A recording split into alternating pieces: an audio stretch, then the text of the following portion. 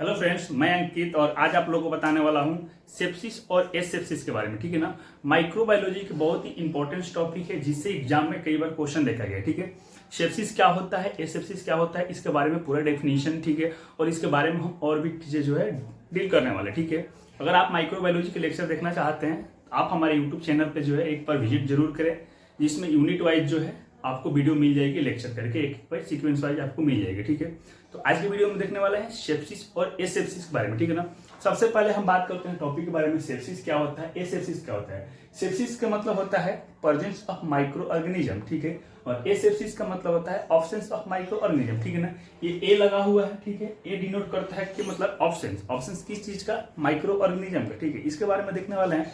सबसे पहले हम इसका डेफिनेशन देखते हैं सेप्सिस का, तो in which presence of micro organism known as sepsis. ठीक है ना। कहीं भी अपने बॉडी में अगर माइक्रो ऑर्गेनिज्म का प्रेजेंस है तो उसको हम टर्मिनोलॉजी बोल सकते हैं सेप्सिस। जैसा कि आपने देखा होगा ब्लड में इन्फेक्शन होता आपने देखा होगा, बोलते हैं सेप्टिसेमिया। सेप्टिसेमिया, मिया का मतलब होता है ब्लड, ब्लड के जो है उसके लिए हम मिया को यूज करते हैं, जिसको बोलते हैं सेप्टिसेमिया। ठीक है, अब वहां पे देखने वाले हैं it may be life threatening. ठीक है ना। सेप्टिसेमिया जो है लाइफ थ्रेटनिंग भी कंडीशन हो सकती है। कैसे हो सकती है, जैसे कि उसको जो है माइक्रो ऑर्गेनिज्म का इन्फेक्शन हुआ है और फॉर एग्जांपल की सेप्टिक शॉक। ठीक है ना, इतने माइक्रो ऑर्गेनिज्म बॉडी में फैल चुका है कि वहां पे क्या हो रहा है कि ऑर्गन्स को क्या कर रहा है कि एक तरह का शॉक के कंडीशन आ चुका है। ठीक है ना। और शॉक मतलब क्या होता है, परफ्यूजन जो होता है टिश्यू का वो क्या होता है कि कम हो जाता है। ठीक है ना, मतलब कि टिश्यू तक ऑक्सीजन और टिश्यू तक न्यूट्रिएंट्स नहीं जाना, क्या कोई टिश्यू हो या कोई बॉडी का ऑर्गन हो, उसको हम बोलते हैं शॉक बोलते हैं। ठीक है, inability to tissue perfusion terminology बोलती है। ठीक है, उसको बोलते हैं शॉक। ठीक है, तो माइक्रो ऑर्गेनिज्म की वजह से अगर शॉक हो तो उसको बोलते हैं सेप्टिक शॉक बोलते हैं। ठीक है, और शॉक आपको याद ध्यान रखना है, शॉक आया तो शॉक में पेशेंट चला जाएगा, और शॉक आया मतलब कि वो पेशेंट जो है लाइफ थ्रेटनिंग कंडीशन, पेशेंट का जो है मृत्यु हो सकती है। ठीक है, डेथ हो सकती है, ये आपको याद रखना है। उसके बाद से है देखिए कॉज का देखना है। कॉज जो है बैक्टीरियल कॉज भी हो सकता है, वायरस के चलते भी हो सकता है, फंगल कॉज भी हो सकता है, और भी माइक्रो ऑर्गेनिज्म के चलते हो सकता है। ठीक है, ये मेनली तीन को इसको जो है क्लासिफाई किया गया है। ठीक है, उसके बाद से है साइन एंड सिम्टम की हम बात करें तो आपको पता है फीवर जो है क्या होता है कि मस्ट इंपॉर्टेंस होता है। कोई भी अगर बॉडी में इन्फेक्शन हो तो फीवर जो है आता है। ठीक है, फीवर क्यों आता है, क्योंकि बॉडी एडप्ट करता है माइक्रो ऑर्गेनिज्म को मारने के लिए। ठीक है, हमारे बॉडी के जो इन्फ्लामेटरी सेल है जैसे कि व्हाइट ब्लड सेल्स, ठीक है, उसको मारने के लिए क्या होता है कि हमारी बॉडी एक्टिव होती है। ठीक है, उसलिए होता है। उसके बाद से चीज हो सकता है, टेकिकार्डिया भी होता है, ठीक है, हार्ट रेट बढ़ जाती है। उसके बाद से बॉडी पेन और वीकनेस, ये जो है कॉमन जो सिम्टम जो देखने को मिलता है फीवर के साथ, वो सभी इसमें भी देखने को मिलेंगे। किसमें, सेप्सिस में। ठीक है, अपने बॉडी में होता है तो। ठीक है, उसके बाद से हम देखते हैं इसका ट्रीटमेंट कैसे कर सकते हैं।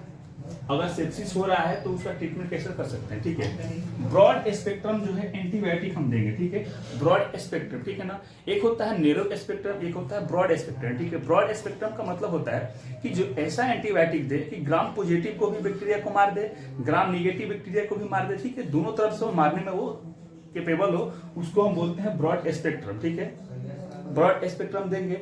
और मान लीजिए कोई पेशेंट आया है, ठीक है, हॉस्पिटल में कोई पेशेंट आया है, वो क्या है कि सेप्टिक शॉक का पेशेंट है, तो आप पहले ये इन्वेस्टिगेशन नहीं ना करेंगे कि ये सेप्टिक शॉक में किस टाइप का ग्राम पॉजिटिव का है या ग्राम निगेटिव इसको बैक्टीरिया अटैक किया है। आप उसको उससे अच्छा है कि जो है ब्रॉड स्पेक्ट्रम एंटीबायोटिक दें और इन्फेक्शन को एट अ टाइम जो है उसको कंट्रोल करने की कोशिश करें। ठीक है, तो आपको ये ब्रॉड स्पेक्ट्रम देना है। उसके बाद से क्या है, फ्लूइड थेरेपी। ठीक है, फ्लूइड थेरेपी जिससे कि डीएनएस, आरएल, एनएस ये जो है उसके कंडीशन के अकॉर्डिंग देंगे। ठीक है, उसके बाद से सपोर्टिव थेरेपी। ठीक है, सपोर्टिव थेरेपी बोले तो जैसे कि फीवर है तो पैरासिटामोल देंगे, वोमिटिंग हो रही है तो ऑनसेंट्रल एंटीएमेटिक देंगे। ठीक है, या उसको और भी जो है सपोर्टिव थेरेपी देंगे, जैसे कि वीकनेस हो रहा है तो मल्टीविटामिन वगैरह ये सब चीजें देंगे। ठीक है, तो ये इसको हम बोलते हैं सपोर्टिव थेरेपी बोलते हैं। ठीक है, उसके बाद से हम देखने वाले हैं एसेप्सिस। ठीक है, एसेप्सिस। ठीक है, आपको याद है कि सेप्सिस का मतलब presence of micro organism, asepsis मतलब ऑब्सेंस ऑफ माइक्रो ऑर्गेनिज्म। ठीक है, इसको हम देखने वाले हैं absence of micro organism known as asepsis. ठीक है, इसका कुछ टेक्निक होता है। ठीक है, इसका क्या होता है, कुछ टेक्निक होता है। ठीक है, जैसे कि लिखा है हैंड वाशिंग, हैंड हाइजीन।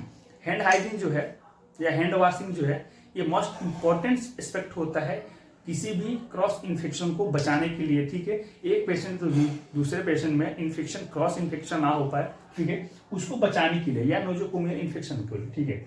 उसके बाद से यूज स्ट्राइल टेक्निक, ठीक है, यहाँ पे इंपॉर्टेंट वर्ड है स्ट्राइल टेक्निक, ठीक है ना। एक वर्ड होता है स्ट्राइल, एक होता है नॉन स्ट्राइल। जैसे कि ये कोई भी इंस्ट्रूमेंट है, ठीक है, फॉर एग्जाम्पल की क्या है, ये चीटर फॉरसेप है, ठीक है। तो चीटर फॉरसेप जो है ये क्या स्ट्राइल होना चाहिए। स्ट्राइल का मतलब होता है कि फ्री फ्रॉम माइक्रो ऑर्गेनिज्म। यहाँ पे जो है माइक्रो ऑर्गेनिज्म नहीं है, माइक्रो ऑर्गेनिज्म भी नहीं है, और माइक्रो ऑर्गेनिज्म का कुछ पोर्स होते हैं वो भी यहाँ पे नहीं है, ठीक है। तो उसको बोलते हैं स्ट्राइल टेक्निक, ठीक है। और कोई भी इंस्ट्रूमेंट जैसा कि इन्वेसिव प्रोसीजर हो रहा है, ठीक है, तो वहाँ पे जो है स्ट्राइल टेक्निक को आपको जो है अपनाना है, उसको बोलते हैं हम स्ट्राइल टेक्निक बोलेंगे, यूज करना है।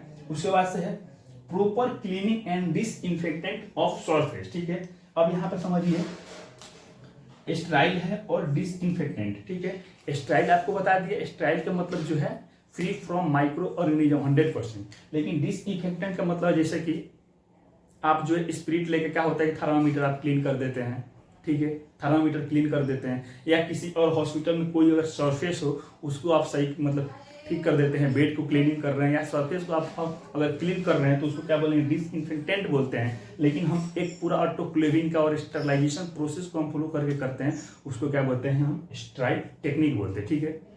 अब यहाँ पे आप जो है इसकी हम बात करें टेक्निक्स तो आपने समझ लिया, ठीक है। तो कोई भी अगर आप इन्वेसिव प्रोसीजर करते हैं तो आप जो है एसेप्टिक टेक्निक का जो है आप उपयोग करेंगे, ठीक है। और ये जो है सेप्सिस जो है, सेप्सिस के बारे में आपने देखा, ठीक है।